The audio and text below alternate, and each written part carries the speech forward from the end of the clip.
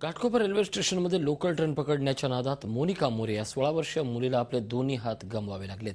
तिच्यावर केएम हॉस्पिटलमध्ये सध्या उपचार सुरू आहेत। कुर्ल्याच्या नेहरू नगर भागात राहणारी मोनिका शनिवारी दुपारी घाटकोपर रेल्वे स्टेशनमध्ये लोकल पकडताना हात घसरून खाली पडली। तिला सुरुवातीला राजावाडी हॉस्पिटलमध्ये नेण्यात आलं, त्यानंतर तिला केएम हॉस्पिटलमध्ये दाखल करण्यात आलं।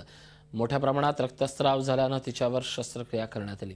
अवयव तुटलेल्या रुग्णावर वेळेवर हाडाची जुळवाजुळव करण्यासाठी ठराविक काळात शस्त्रक्रिया करावी लागते, पण मोनिकाला हॉस्पिटलमध्ये आणण्यास उशीर झाला। तिच्या प्रकृतीचा धोका टळला असला तरी तिचे दोन्ही हात गमवावे लागलेत। अपघातग्रस्त मोनिकाची जबाबदारी आता रेल्वेनं घ्यावी अशी मागणी सामाजिक कार्यकर्ता मेधा सोमय्या यांनी केली आहे। या अपघातामुळे मुलीचं भवितव्य धोक्यात आल्यानं रेल्वेनं नियमानुसार तिला मदत करण्याची मागणी होते। आपल्यासोबत दूरध्वनीवरून संपर्कात आहेत मेधा सोमय्या। मॅडम, आपण पाहतोय की अतिशय वाईट असा प्रसंग मोनिका मोरे आणि त्यांच्या संपूर्ण कुटुंबियांवर हा ओढवलेला आहे आणि सगळ्यात या गोष्टीनंतरही रेल्वे मात्र आपली निष्क्रियता दाखवते आहे। काय सांगाल या सगळ्या घटनेबद्दल? रेल्वेने निष्क्रियता दाखवणं ह्याच्यामध्ये काही माझ्या दृष्टिकोनातून बातमी नाही, कारण की रेल्वेची निष्क्रियता हे आमच्या जीवनाचा, रोजच्या जीवनाचा भाग झालेला आहे।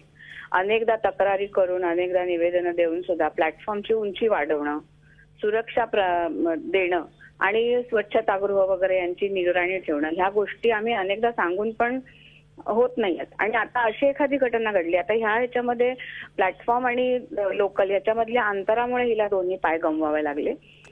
लोकलच्या तिकिटावरती लिहिलेलं असतं की ह्याच्यावरती पूर्ण इन्शुरन्स ही त्यांची जबाबदारी असते। याच्यामध्ये झालेल्या सर्व घटनांमध्ये जबाबदारीपूर्वक त्यांनी हे दिलं पाहिजे, नुकसान भरपाई देणं हे कायद्याने अपेक्षित आहे। आणि म्हणून मला असं स्वच्छ म्हणायचं आहे, सगळ्यात पहिली गोष्ट म्हणजे समाजाने तर निष्क्रियता रेल्वेप्रमाणे करू नये, पुढे यावं। तिला मॅडम, एक छोटासा प्रश्न असा या निमित्तानं उपस्थित होतोय, नेमकं मोनिकाच्या नेमक्या कुठल्या अवयवाला दुखापत झाली आणि त्या संदर्भात आता पुढचा येणारा खर्च, त्याची जबाबदारी समाजानं कितपत घ्यावी आणि रेल्वेनं कितपत घ्यावी? सगळ्यात पहिल्यांदा तिचे दोन्ही हातच गेलेत। त्यामुळे दोन्ही हात गेले, त्यामुळे ती काही करू शकत नाही। त्यामुळे रेल्वेने तिला सगळ्यात पहिल्यांदा जॉब दिला पाहिजे।